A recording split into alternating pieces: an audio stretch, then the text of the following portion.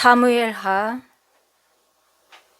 12장 15절에서 18절 말씀입니다. 나단이 자기 집으로 돌아가니라. 우리아의 아내가 다윗에게 낳은 아이를 여호와께서 치심에 심히 앓는지라. 다윗이 그 아이를 위하여 하나님께 간구하되 다윗이 금식하고 안에 들어가서 밤새도록 땅에 엎드렸으니 그 집의 늙은 자들이 그 곁에 서서 다윗을 땅에서 일으키려 하되 왕이 듣지 아니하고 그들과 더불어 먹지도 아니하더라. 이래 만에 그 아이가 죽으니라. 그러나 다윗의 신하들이 아이가 죽은 것을 왕에게 아뢰기를 두려워하니 이는 그들이 말하기를 아이가 살았을 때에 우리가 그에게 말하여도 왕이 그 말을 듣지 아니하셨나니 어떻게 그 아이가 죽은 것을 그에게 아뢰 수 있으랴. 왕이 상심하시리로다 함이라. 하나님, 오늘도 사무엘하 말씀을 통해서 우리가 어떻게 주님 앞에 서야 되고 또 어떻게 결단하고 우리의 의지를 올려드려야 되는지 보려고 합니다. 하나님, 이 시간 우리 가운데 임재하셔서 말씀으로 우리의 영을 깨워 주시옵소서. 그리하실 하나님을 찬양합니다. 예수님의 이름으로 기도드립니다. 아멘. 자, 다윗이 두렵고 떨리는 마음으로 엎드리는 그 겸손한 자세를 이제부터 우리도 보겠습니다. 무엇에 그가 집중하고 그의 삶 속에서 무엇이 최선이었는지, 최우선이었는지, 그렇게 산 다윗에게 맺히는 열매는 과연 어떤 열매인가? 그런 것들을 함께 보려고 합니다. 자, 나단이 하나님의 말씀을 다윗에게 엄히 경고하고 돌아갔습니다. 자, 그러면 다윗의 다음 행동은 무엇이었을까요? 우리가 잘 알아요. 밧세바가 다윗에게 낳아준 그 아이가 이제 반드시 죽을 것이다 라는 선지자의 말대로 하나님께서 그 아이를 심히 치니까 그 아이가 앓기 시작합니다. 죄의 결과로 태어난 그 아이가 사형 선고를 받았죠. 사형 선고를. 그러니 여러분, 다윗을 생각해 보십시오. 다윗을 생각해 보십시오. 먼저는 그 하나님의 형벌로 두려움이 크게 임했을 것입니다. 하나님의 징계가 이 집안에 임하고 있구나. 그리고 두 번째로는 내가 그때 그 욕망을 멈추지 못해서 죄 없는 그 아이가 사형 선고를 받지 않았습니까? 그러니 그 아비의 마음이 얼마나 아팠겠습니까? 이 일을 어찌할꼬. 자녀를 키우는 그 부모의 마음은 다 공감할 수 있는 마음이 아닌가 싶습니다. 그래서 다윗이 아이의 생명을 구하고자 하나님 앞에 엎드립니다. 음식을 전폐하고 정해진 곳에 안에 들어가서 7일 동안 밤새도록 땅에 엎드립니다. 여러분, 궁금하지 않습니까? 다윗이 그때 어떤 기도를 했을까요? 다윗이 시편 51편은 다윗이 밧세바와 동침한 후에 나단 선지자에게 견책을 받고 그러고 나서 했던 기도가 기록되어 있습니다. 보겠습니다. 하나님이여, 주의 인자를 따라 내게 은혜를 베푸시며 주의 많은 긍휼을 따라 내 죄악을 지워주소서. 내가 저지른 잘못들을 알고 있습니다. 내 죄가 항상 내 앞에 있습니다. 내가 주께 죄를 지어서 주께서 보시기에 악한 짓이었습니다. 그러므로 주께서 내게 뭐라고 하셔도 주의 말씀이 옳으며 주께서 내리신 심판이 바릅니다. 나는 태어날 때부터 죄투성이었습니다. 우리 어머니가 나를 임신했을 때부터 나는 이미 죄인이었습니다. 우슬초로 나를 씻겨 주십시오. 그러면 내가 깨끗해질 것입니다. 내가 눈보다 더 하얗게 될 것입니다. 내 죄에서 주의 얼굴을 돌리지 마시고 내 모든 죄를 없애 주십시오. 나를 주 앞에서 쫓아내지 마시고 주의 성령을 내게서 거두어 가지 마소서. 이스라엘에는 두 왕이 있었지 않습니까? 사울 왕과 제2대 왕인 다윗 왕입니다. 그렇지만 두 사람의 신앙은 확연하게 다릅니다. 사울이 하나님 앞에 온전히 서지 못했을 때, 사무엘이 가서 견책했을 때, 그럼에도 사울은 나를 버리지 마소서, 나를 위해서 백성 앞에 나가서 제사를 행해 주십시오, 나를 위해서 해달라고 했습니다. 그렇지만 다윗은 나단을 통해서 하나님께서 말씀하실 때 다윗은 그런 거예요. 나를 주님 앞에서 쫓아내지 마시고 주의 성령을 내게서 거두지 마십시오. 하나님께서 나를 떠나시면 나는 아무 소용없는 그런 존재입니다. 그러면 여러분 궁금하지 않습니까? 오늘날 사람들은 왜 죄를 짓고도 아무렇지 않게 살아갈까요? 예수님께서 이 땅에 오셔서 육신의 이 작은 옷을 입고 오셔서 우리를 위해서 그 십자가를 지시고 죽기까지 하시고, 그리고 우리를 위해서 의롭다 하시기 위해서 다시 부활 승천하셔서 그 보좌에 올라가시고 오늘도 우리를 위해서 중재하시면서 중보기도 하시는 분이신데, 그런 예수님을 믿지 않으면서도 세상에서 아무렇지 않게 살아가고 있거든요.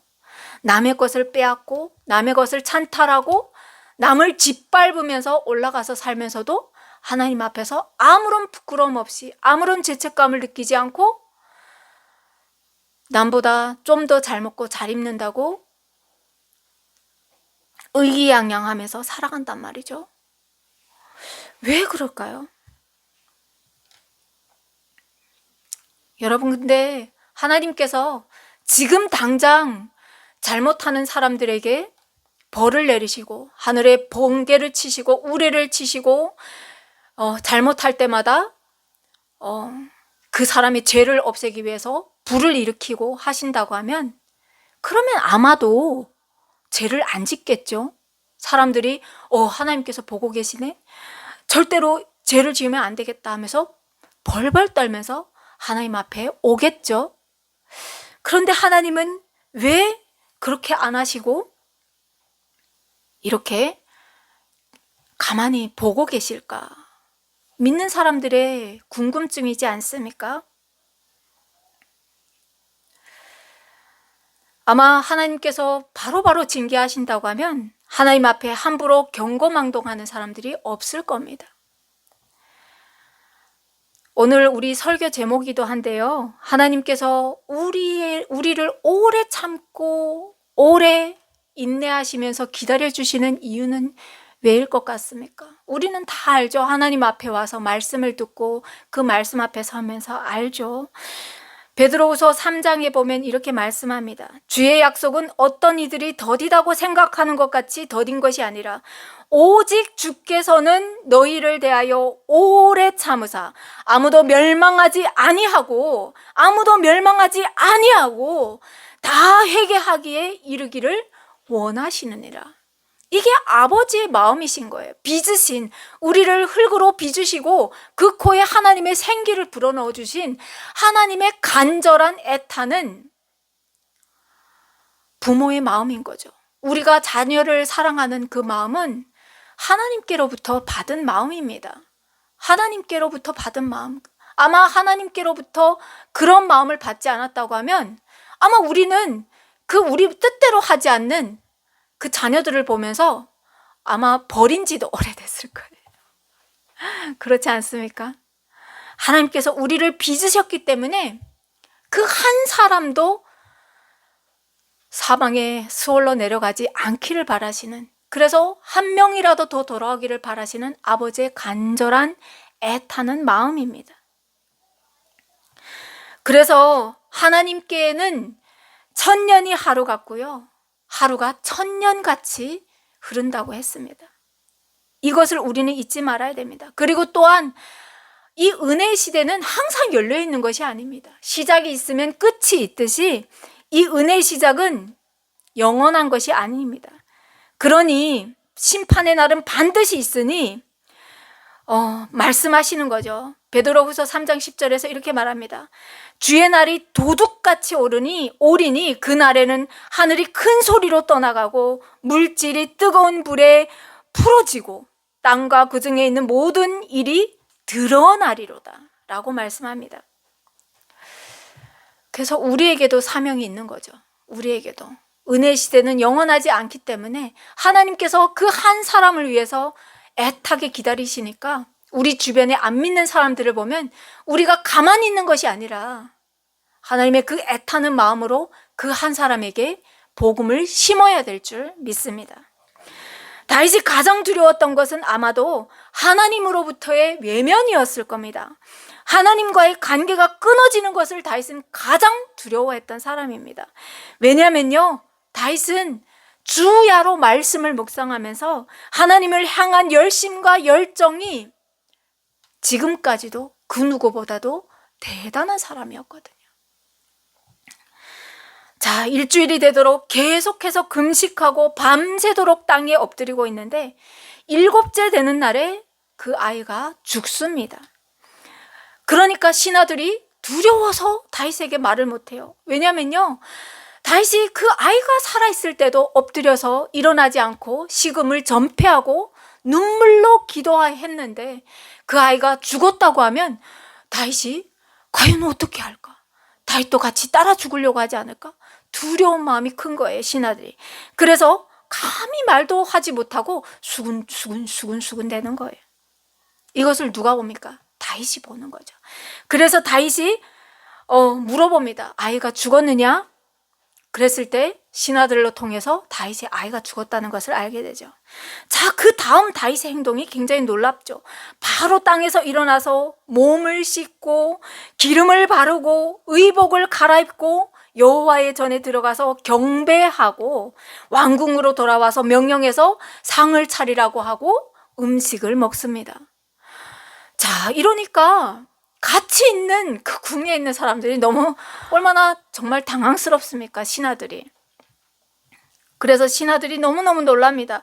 그리고 그 궁금증을 참지 못해서 다윗에게 물어보죠. 아니, 아이가 죽었을 때도 그렇게 금식하시던 왕께서 아이가 죽었다고 하니까 아니 어떻게 아무렇지 않은 듯이 일어나서 지금 그러십니까? 그때 다윗이 그럽니다. 아이가 살아있을 때 내가 금식하고 운 것은 혹시 여호와께서 나를 불쌍하게 여기셔서 그 아이를 살려주지 않을까? 내 죄로 인해서 무고한 아이가 죽는 그 죄를 내가 하나님 앞에 통회함으로 말미암아 엎드리면 아버지께서 그 아이를 혹여라도 살려주지 않으실까? 이런 기대로 내가 누웠지만, 이렇게 엎드렸지만 그 아이가 지금은 죽지 않았느냐? 그러니 내가 왜 금식을 하느냐? 나는 늙어서 내가 죽으면 그 아이에게 갈 수 있지만 이미 죽은 그 아이는 나에게 올 수 없다. 그러니까 무슨 고백입니까? 인간의 생사복이 어찌 왕의 손에 달려 있겠느냐? 하나님 손에 있지 않느냐라는 것을 말씀하는 겁니다. 다윗이 대단하지 않습니까? 다윗은 죄인이었지만 하나님 앞에서 내가 무엇을 해야 되는지 최선을 다하는 사람이었습니다. 언약궤를 메고 올 때도 그랬고요. 그리고 이 아이의 생명을 놓고도 내가 있는 위치에서 내가 무엇을 해야 되는지, 어디까지 엎드려야 되는지 아는 사람인 겁니다. 우리한테도 이런 자세가 필요한 것 같습니다. 자, 그리고 낳은 아들이 솔로몬입니다. 하나님께서 이 아이를 얼마나 사랑하시는지 나단을 통해서 이름을 지어서 보냅니다. 자, 그 이름이 무엇이냐면요, 여호와께 사랑을 입었다라는 뜻의 여디디야라는 이름을 지어서 나단을 통해서 보냅니다. 그런데 다윗이 어떻게 합니까? 아니, 솔로몬하고 이름을 짓습니다. 하나님께서 이름을 지어 보내셨는데 아니요, 솔로몬입니다 라고 이름을 짓습니다. 참, 하나님께서도 힘드실 것 같아요. 힘드실 것 같아요. 자, 솔로몬이라는 이름의 뜻은 평화를 뜻하는 샬롬이라는 뜻을 갖고 있습니다. 그러니까 하나님께서 지어 보내주신 이름의 뜻과 비슷하죠. 여호와께 사랑을 입은 자만이 평안을 누릴 수 있는 거 아니겠습니까? 그래서 이렇게 솔로몬이다 라고 이름을 짓는데 이 여디디야, 이 이름의 뜻도 그렇고 솔로몬이라는 이 아들을 주심은 하나님께서 이 다윗 왕조에게 내리셨던 그 서운함을 거두셨다라는 뜻이겠죠. 거두셨다라는 뜻. 하나님과 그 다윗 왕조의 관계가 회복되었다라는 것을 의미하고 있겠죠. 그리고 특별히 여호와께서 솔로몬을 사랑하셨다라는 말씀은 여호와께서 다윗을 용서하셨다는 것이고 여전히 다윗 집안과 다윗 왕조와 세웠던 그 언약이 유효하다라는 그런 의미를 지니고 있겠죠. 자, 그리고 이어지는 내용이 무엇이냐면요. 암몬 자손의 라빠가 점령되는 그 이야기를 기록하고 있습니다. 그런데 성경은 이 내용을 기록한 이유가 있습니다. 대조적으로 보여주는 사람이 있습니다. 그 사람이 누군가 하고 봤더니 자,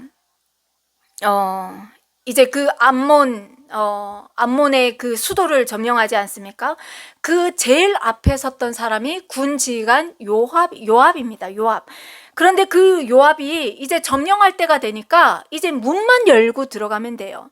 그러니까 요압이 다윗에게 전령을 띄웁니다. 그리고 뭐라고 말하냐면요. 왕은 남은 군사를 모아서 그 성에 맞서 진치고 이 성읍을 점령하소서. 내가 이 성읍을 점령하면 이 성읍이 내 이름으로 일컬음을 받을까 두렵습니다.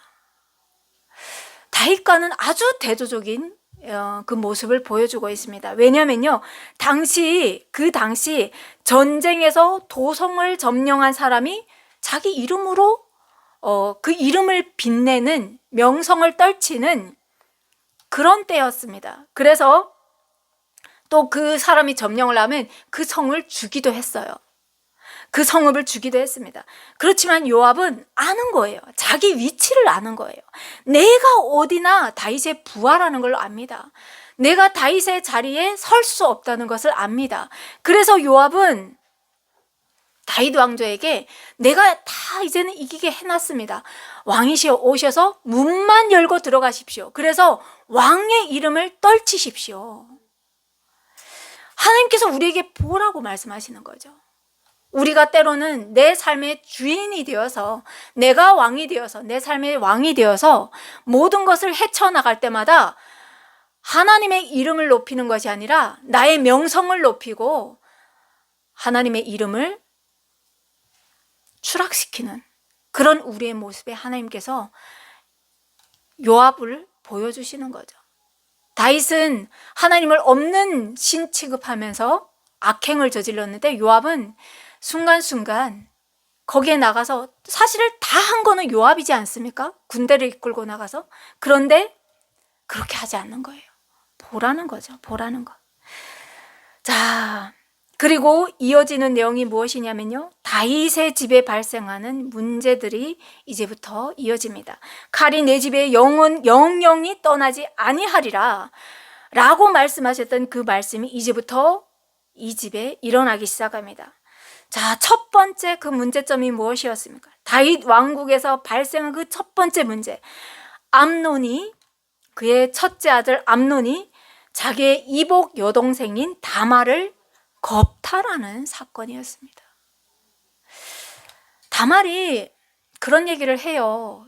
엄마가 다른 자기의 동생이지 않습니까? 다말이 그래요. 아버지께 말하면 아버지께서 우리를 결혼시켜 줄 거야. 순서를 제대로 밟자. 오빠가 나를 사랑하면 그렇게 하자 라고 얘기하는데 암논이 말을 듣지 않습니다. 그리고 힘으로 다말을 제압해 버리죠. 자, 그러면 암논은 예루살렘에서 태어난 아들이 아니에요. 헤브론에서 태어난 아들입니다. 그러니까 다윗이 온 이스라엘이 왕이 된 후에 일어난 사건이니까 이 암논은 그냥 대략 나이를 짐작해봐도 20살 가량 되는 그런 젊은 청년인 거죠. 이 암논은 다윗 왕조에서 다윗의 다음 왕조를 이을 가장 위력한 사람이 아닙니까? 아버지의 왕권을 우리야 알죠. 말씀의 전후를 다 아니까 솔로몬이 차기 왕이다. 하나님께서 이름을 지었노라 라고 우리는 알지만 사람들이 모두 주목해 볼 때는 암논을 주목해 본다고요. 그런데 이 아이가 아버지의 얼굴에 침을 뱉었습니다. 자, 그런데 이 암논 옆에도 누가 있습니까? 다윗의 형 시므아의 아들인 요나답이 있었대요. 근데 성경은 요나답을 어떻게 표현하냐면요, 심히 간교한 자다라고 말을 합니다. 이 요나답이 암논을 부추기는 거예요. 아니, 왕자시오, 무엇을 그렇게 꾸물거리십니까? 아버지 그 다윗 왕 다음에는 다 당신 거 아닙니까? 원하는 대로 하십시오 라고 부추기는 거예요. 어리석은 자에게는 이렇게 들을 기가 없는 겁니다. 그러니까 어리석은 말을 쫓아가는 거죠. 그런데 문제는 암논이 다말을 이렇게 겁탈하고 책임도 지지 않고 다말을 사랑할 때보다 더 미워했대요. 왜 그랬을까요? 출애굽기 22장에 보면요, 도덕에 관한 규례가 나옵니다. 거기에 보면 남녀가 만날 때, 남자의 아내를 맞을 때 그 남자가 어떻게 해야 되는지 도덕적인 규례를 설명하고 있는데, 사람이 약혼하지 아니한 처녀를 깨어서 동침하였으면 신부의 몸값을 내고 그 여자를 아내로 맞아들여라. 그러나 만일 여자의 아버지가 자기 딸을 그에게 주기를 거절하면 그는 순수한 처녀로 시집가는 신부의 몸값과 똑같은 돈을 치러야 한다. 이 말씀이 규례로 나와 있습니다. 그러니까 뭐죠? 무조건 그 처녀의 성을 빼앗았으면 아내로 삼아야 된다라는 것을 명시하고 있습니다. 그런데 암논은 이 모든 규례조차 무시해 버립니다.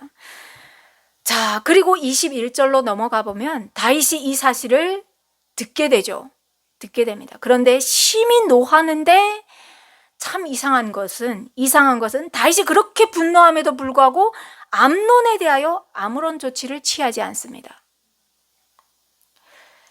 이것이 아마도 압살롬이 다윗 왕조에게 반기를 드는 어떠한 시작점이 된 것 같습니다. 여러분, 우리가 성경을 다 봐서 알지 않습니까? 누군가가 떠올라요. 그게 누굽니까?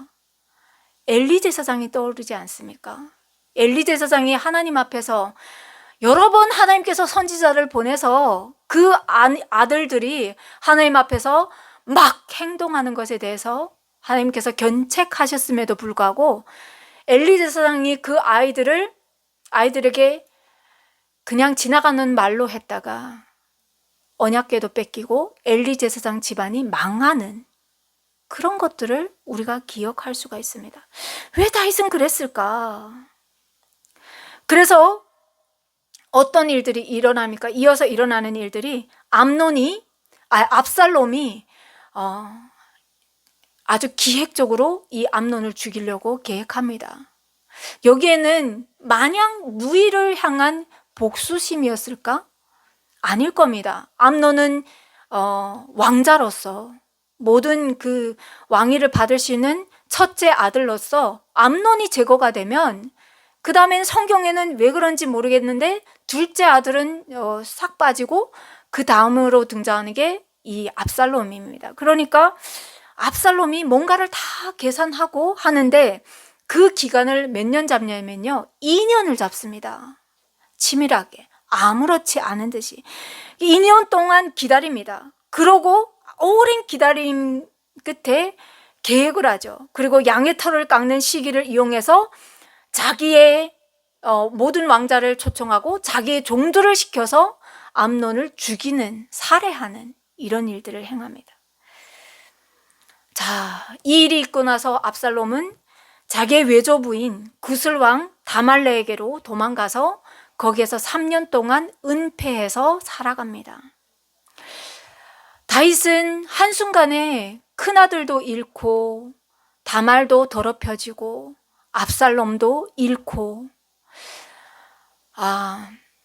우리가 저는 막 창세기가 생각나는데 아담과 하와가 하나님 앞에 두 아들을 낳지 않습니까? 그런데 가인과 아벨을 낳는데 둘 다 하나님 앞에 떠났을 때, 그 집안이 다 떠났을 때 홀로 남은 그 아담과 하와가 같이 묵상이 됩니다. 왠지. 자, 이 시작은 그 누구로부터 시작된 것이 아니고 다윗으로부터 시작된 것이라고 성경은 말씀하고 있습니다. 우리가 하나님 앞에 온전히 살아야 됩니다. 온전히.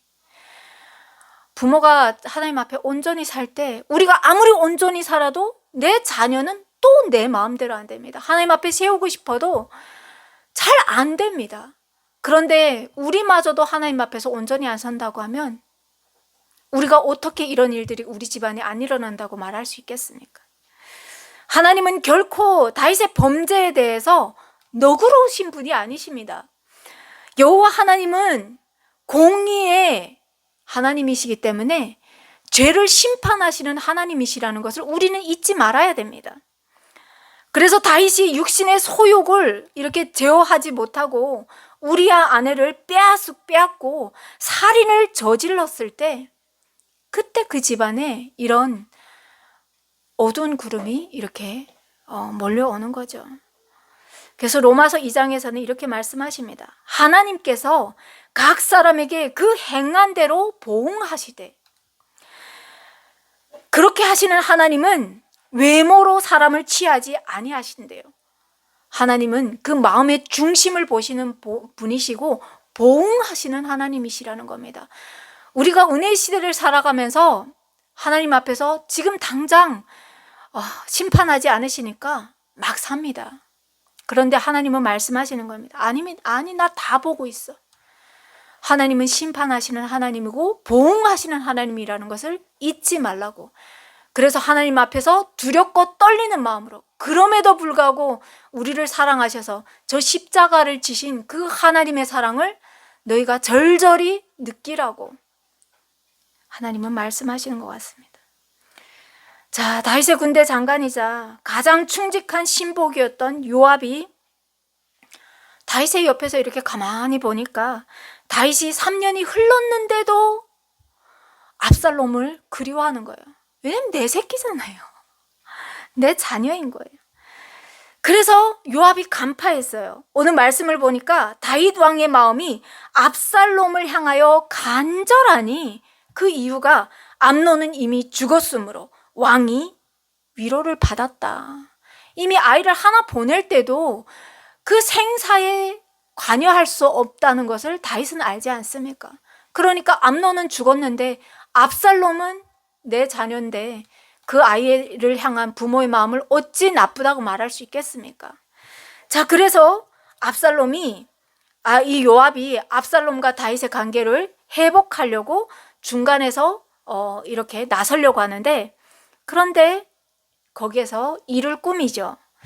어떤 일을 꾸미냐면요, 먼 곳에서 두고아에서 여인 하나를 취해서 옵니다. 그리고 그 여인에게 상복을 입히고 오랫동안 이렇게 슬픔에 있었던 사람처럼 그렇게 만들어서 다윗 왕 앞에 이렇게 들어보내죠. 그리고 그 여인의 입에 할 말을 다 넣어서 보냅니다. 넣어서 보내는데 이 여인이 하는 말이 무엇입니까? 들판에 나에겐 두 아들이 있는데 들판에서 이 아이들이 서로 싸우다가 형이 동생을 우발적으로 죽였다는 거예요. 그러니까 모든 사람들이, 주변의 사람들이 사람을 죽였으니까 저 형도 죽여야 된다 라면서 두 아이들을 한 날 한시에 다 죽이게 생겼다는 거예요. 그러니 이 여인이 다윗 왕 앞에 와서 호소하는 게 뭡니까? 나는 이제는 과부인데 남편도 없는데 기업을 물을 사람이 없습니다. 그 아들 둘을 다 잃고 나면 이 땅을, 기업을 계속 대를 이어서 경작을 해야 되는데 일할 사람이 없어요. 그러니 왕이 잘 중재해 주십시오 라는 얘기였습니다. 다윗이 들어보니까 딱하지 않습니까? 그리고 우발적인 사고인데, 그래서 다윗이 형을 살인죄로 죽이지 못하도록 내가 하겠다 하니까 이 여인이 그것 가지고는 모자랍니다 라고 하니까, 그러지 않습니까? 그 머리털 하나도 떨어지지 않게 하기로 여호와 앞에서 내가 맹세한다. 자, 이랬을 때 이랬을 때 이 여인이 압살롬을 염두에 두고 얘기를 하죠. 다윗은 멍청한 사람이 아닙니다. 지혜로운 사람이에요. 지혜로운 사람. 그래서 딱 들으니까 압살롬을 말하고 있구나. 그래서 다윗이 그 여인에게 말합니다. 네가 지금 하는 이 모든 행동에 요압이 관여하여 있느냐? 라고 물었을 때 이 여인이 그렇다고 얘기를 하죠. 그래서 요압이 얼마나 대단한 사람입니까? 이 여인의 대화 속 인물을 통해서 다윗이 압살롬을 살릴 수 있는, 피할 수 있는 길을 지금 알려준 거예요. 피할 수 있는 길을. 그래서 다윗이 요압을 보내서 압살롬을 데려오라고 하지 않습니까? 그러면 여러분, 우리는 성경을 알아요. 압살롬이 정말로 우발적으로 형제를 죽였습니까? 아니에요. 치밀하고 계획적인 살인이었습니다. 그러면 다윗은 요압이 말해준 그 피할 길을 듣고 압살롬을 불러들였을까요? 그것도 아니에요. 다윗은 이 여인에게 말을 할 때 여인의 이야기를 들어주겠다고 하지 않았습니까? 그랬을 때 여호와 앞에서 맹세한 자기의 그 말에 대한 책임을 지려고 한 것이었습니다. 그렇지만 다윗의 마음에서 압살롬을 향한 지극한 사랑도 있지만 암논을 결코 잊을 수가 없는 거예요. 압살롬의 손에 죽은 암논을 결코 잊을 수가 없는 거예요. 그래서 어떻게 합니까? 압살롬이 왔는데 다시 그 집으로 보내고 보지를 않습니다. 그 마음에 갈등하는 다윗의 마음이 여러분 보이십니까? 자, 이렇게 해서 압살롬이 왔는데도 2해가 지나가는데도 아버지 얼굴을 볼 수가 없는 거예요. 그러니 얼마나 고통스럽습니까? 갇혀있는 3살 창이 없는 감옥에 지금 있는 거예요, 압살롬이. 그래서 어떻게 합니까? 내가 죄가 있다고 하면, 이 압살롬이 얼마나 뻔뻔한가 봐요. 내가 죄가 있다고 하면 아버지께서 나를 벌하시면 되지 않습니까? 왜 나를 이렇게 데려다가 괴롭힙니까? 라고 얘기합니다. 이걸 어떻게 합니까? 요압의 밭에 불을 질렀어. 압살롬이라는 사람의 성품이 보이는 거죠. 내가 얻기 위한 그것을 위해서라면 무엇도 가리지 않고 하는 압살롬인 겁니다. 자, 결국 압살롬이 전략은 성공을 거둡니다. 그래서 다윗 왕 앞에도 나가고 그리고 왕과도 화해를 하죠. 5년 만에 이 화해가 이루어집니다. 하나님께서는 왜 이런 일들을 기록하시면서 우리에게 말씀하실까? 오늘은 지금 정말 암울한 답답한 그런 내용을 봤습니다. 12장 중반부터 14장까지 보는데요. 하나님께서 우리에게 말씀하시는 것 같습니다. 일단은 제일 먼저는 우리가 지금 사순절 기간을 보내고 있지 않습니까? 우리는 하나님 앞에서 구약을 보지 않으면 신약이 안 보여요. 우리가 얼마나 하나님 앞에서 미련한 자들이고 정말 고집이 센 사람들인지 보이지 않는다고 하면 이 십자가 사랑이 절절하게 안 옵니다. 우리가 다윗과 같은 사람들이고요. 우리가 압살롬과 같은 사람이고 우리가 암논 같은 사람들인 거예요.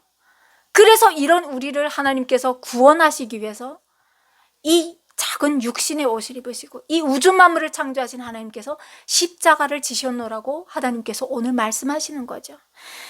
그러면서 또한 우리에게 말씀하시는 겁니다. 한 사람이 세상에 빛과 소금으로 서야 된다고.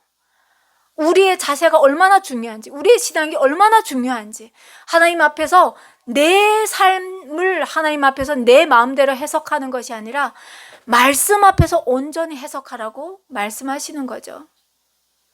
그래서 여러분, 날마다 우리는 십자가를 들고 하나님 앞에 나가노라고 우리는 말을 하는데, 여러분 그 십자가가, 나의 십자가가 하나님께서 말씀하는 그 십자가가 맞는지 우리는 날마다 묵상해야 됩니다. 정말로 하나님께서 말씀하는 그 십자가를 내가 지고 있는가? 라는 것들을 생각해야 됩니다.